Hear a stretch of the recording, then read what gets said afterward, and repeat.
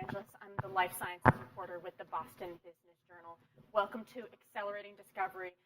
What can we do to deliver new cancer therapies to patients faster? I'm going to let each one of our esteemed panelists introduce themselves and a little bit of their recognition and their background individually.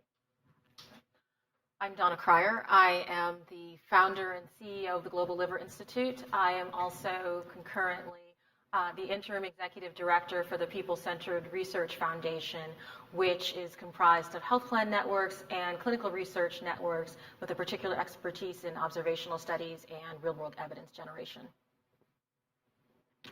My name is Deb Schrag, and I'm a medical oncologist at Dana-Farber Cancer Institute and a professor of medicine at Harvard Medical School. My focus is on improving the evidence base and getting better information from patients so that we can learn from every patient and get clinical trials done more quickly and generate new knowledge to help people faster.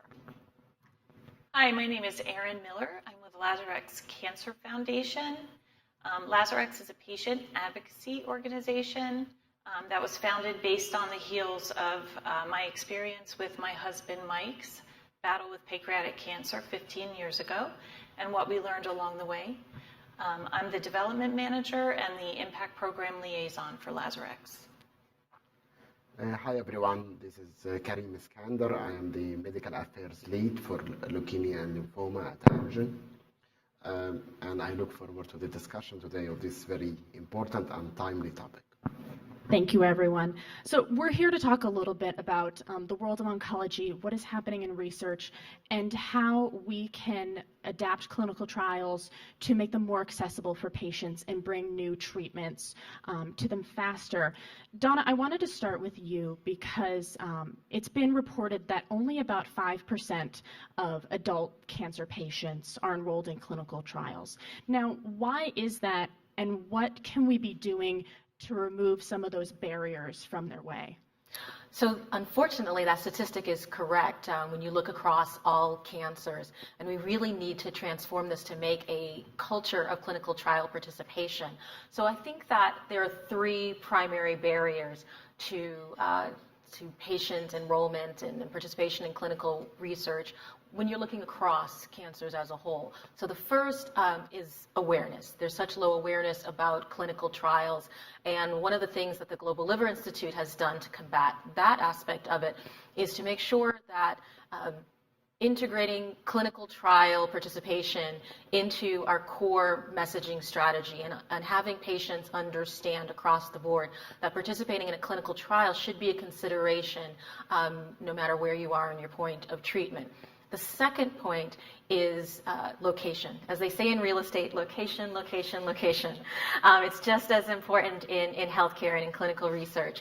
And too often, clinical trials have been located in many of the fabulous places that we have here in Boston, but very clinic-focused, very clinician researcher focused. They need to be more people-focused. They need to be brought into people's homes, onto their wrists. They need to be located where people are and to be delivered in the context of their lives. And the third point is the structure of clinical trials themselves. So, many companies like Amgen have been doing a great job of incorporating patient insights into the design of those protocols and trials. And so that is really one of the most important things to get through the barriers.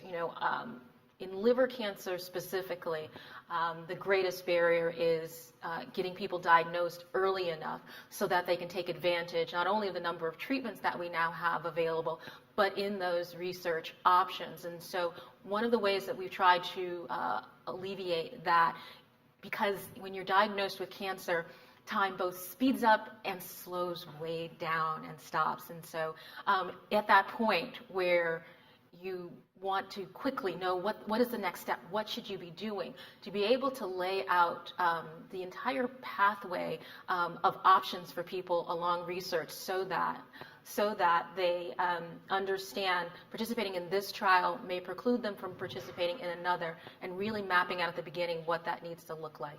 So, Erin, coming off of that, I wanted to turn to you. A lot of your focus has been on improving access, particularly around minority communities. We've seen data that clinical trials are often not representative of a full diverse population. What are some of the things that we can be doing to better increase diversity in clinical trials? So Lazarex is committed to improving patient access to clinical trials, especially for minority communities, which are grossly underrepresented in clinical trials. So for the past 13 years, Lazarex has been we've helped over 5,000 patients find clinical trial options and then given them the opportunity to access them through financial reimbursement program. I'm especially excited to announce today that we have launched our IMPACT program. IMPACT stands for Improving Patient Access to Cancer Clinical Trials at 3 comprehensive cancer centers throughout the country with the help of Amgen as our founding IMPACT sponsor. The pillars of this IMPACT program are increasing enrollment, increasing retention, and increasing minority participation. And there are 2 kind of fairly simple ways in which we are able to do that, and we've had great success so far. One of them is a deep dive into outreach and engagement within the communities that are within the catchment area of those particular institutional sites. And the other one is by offering financial reimbursement to every patient at consent. Every patient that's considering a clinical trial has to go through patient consent. And if we take the financial worry away, it can affect the decision that they make to participate. So, Kareem, then, with the mention of Amgen, steer it over to you.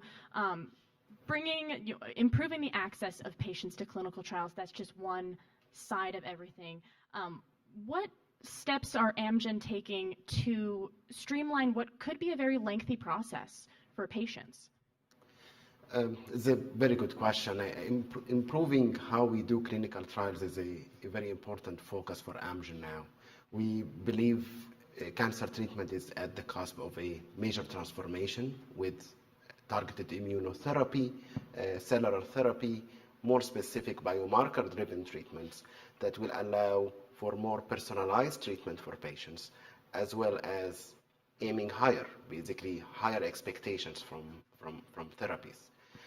So this is the evolution of the therapeutic landscape in oncology and what is expected to evolve in the coming few years. But we also have to evolve the design and execution of clinical trials to catch up with that. For example, at Amgen, we have 20 assets that entered early clinical development in oncology. If we try to plan randomized phase 3 trials with traditional endpoint for every indication for every asset, we will never be able to develop even half of those assets. And even the ones we will be able to bring to patient, it will be for many patients too late, and they will miss the window to benefit from this innovation. So we are taking 3 approaches to try to tackle that.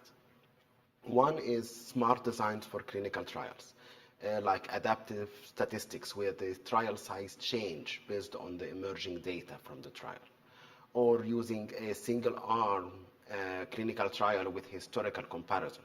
We are in partnership with other companies to pool our clinical data together to establish a benchmark for standard of care so that we can quickly evaluate new therapies and make quick decisions whether they improve or not. Absolutely. Across the industry, we're seeing a huge compilation of companies coming together to pool data. Sorry, I interrupted you. Please continue. No, that's exactly what I mean. We have a common mission of serving patients, and that's exactly what we all strive for. And the other component is around endpoints, particularly surrogate endpoints that highly correlate with long-term outcomes.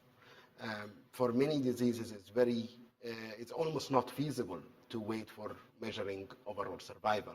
So we use early endpoints like minimal residual disease in hematologic malignancies.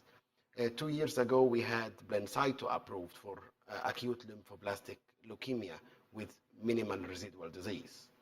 And just 2 months ago at the EHA meeting, we presented the 5-year follow-up of this trial, showing the overall survival advantage that confirming the surrogacy of MRD.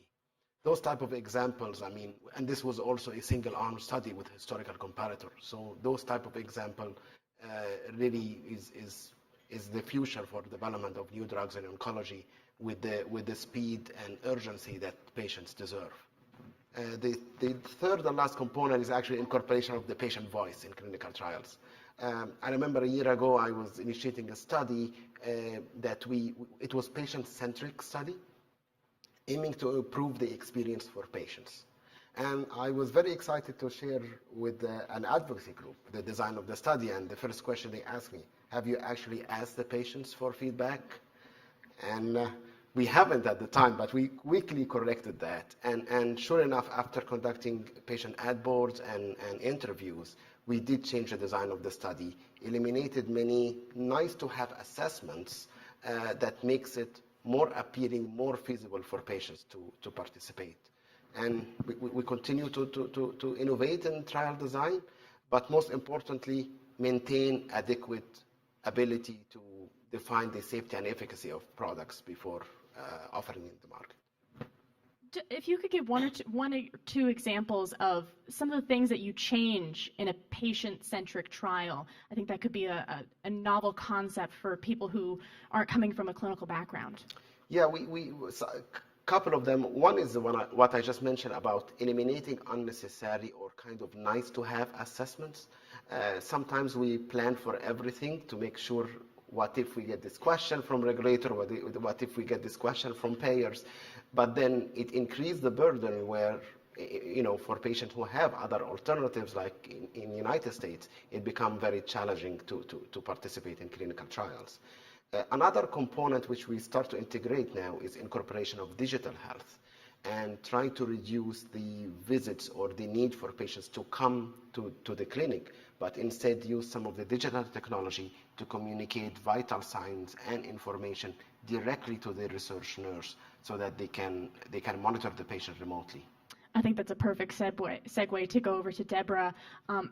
Working in the clinic with patients every day at Dana-Farber, what are some of the ways that you've seen adaptations in clinical trials affect your patients, particularly when it comes to things like the data that we're collecting from them and their process throughout the cancer journey? So I think we've come a long way, and really building on what Karim says, we have made clinical trials much more patient-centric by involving patients from the beginning. And that has been so critical. And that's because of partnerships with organizations like yours that you both represent, with companies, as well as with care delivery organizations like the one that I work for. The other pillar has been technology, and technology's really helped with, but it's not just the technology. We've changed our mindset, and that had to come first. Clinical trials are not something we do to patients or for patients. They are something we do together with patients as a partnership.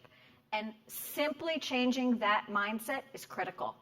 So patients and their families understand why their data is so important and why we need to understand all aspects of their experience, why we ask people to fill out forms.